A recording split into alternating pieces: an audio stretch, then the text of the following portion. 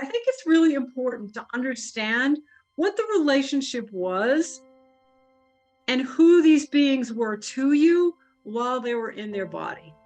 So whether this be a person or whether this be an animal, what this soul connect that you had with this being, what was that about?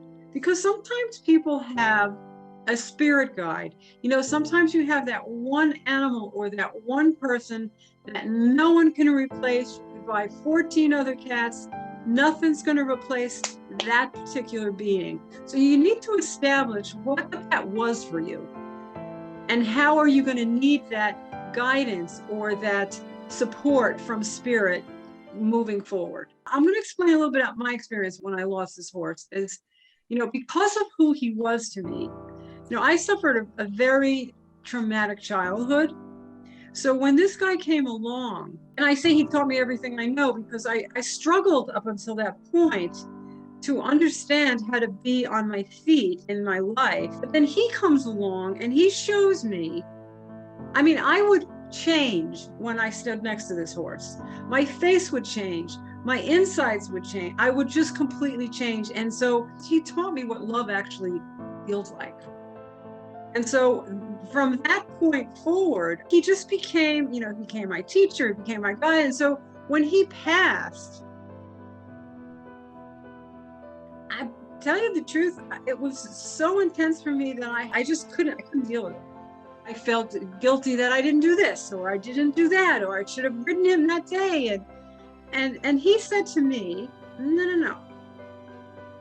When people die, when beings die, he was 28 years old. I have to say, was no spring chicken. He didn't have any shoes on, and I was in the hospital. I happened to be in the hospital. And the woman who was taking care of him was riding him on frozen ground without any shoes. So he rode Founders. Now he can't walk. When I finally get out of the hospital and come to see, now he can't walk. And so I was like, oh my God. And so, at 28, he said to me, listen, this is my time. And so, of course, I felt guilty. And so we start when we're grieving. How did this happen? This was the instruction I received from him.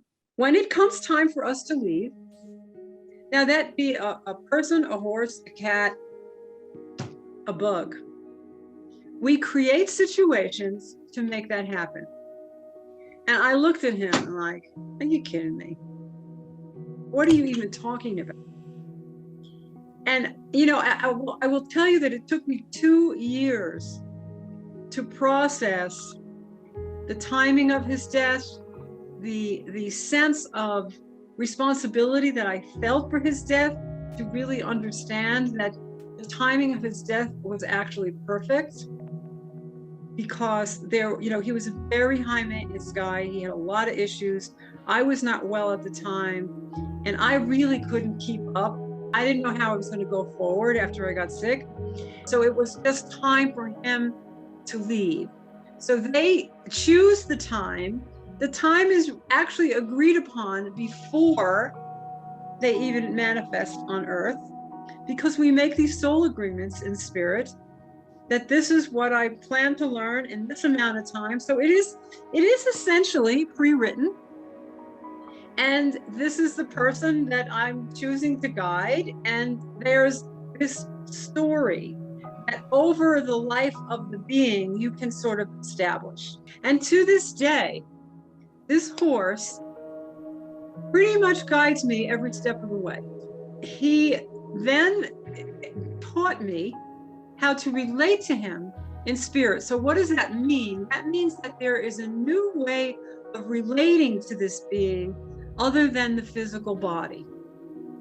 And eight times out of 10, they will say, now I can do so much more on this soul journey together than I actually could have done in my body.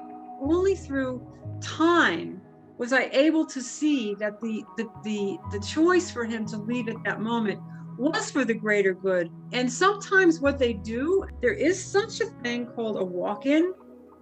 So what does that mean? That means that I'm so devastated that I lost this horse, I can't even look at horses. So then I go to the barn where I kept him, and there's this old guy, Sonny, and the woman who actually, I was calling him, she killed him, but actually She was actually the soul that he chose to really get him off the planet. And she says, why don't we go take a ride? So I get on Sunny, she gets on the other horse, and we start riding. So what happens with a walk-in is that, Sunny is this big giant horse, is as good as gold. With his being, so Sweetie then comes into his being. He asks Sunny to move over. Now, Sunny, you have to know, is a draft horse, and he doesn't really even trot. He's just like lugs along. And all of a sudden, he drops his head and he picks up this canter and starts to gallop. There was a walk in there where I knew that I had Sweetie under me. And so here I was. Of course, it wasn't his physical body, but it was his spirit. So that's one thing I want to say to look out for if you're in deep mourning. I mean, it's not something that you actually can look out for, because I think you'll just know if that happens. And if you feel like, oh, this feels like my cat or my dog, just know that it is, if it feels that way.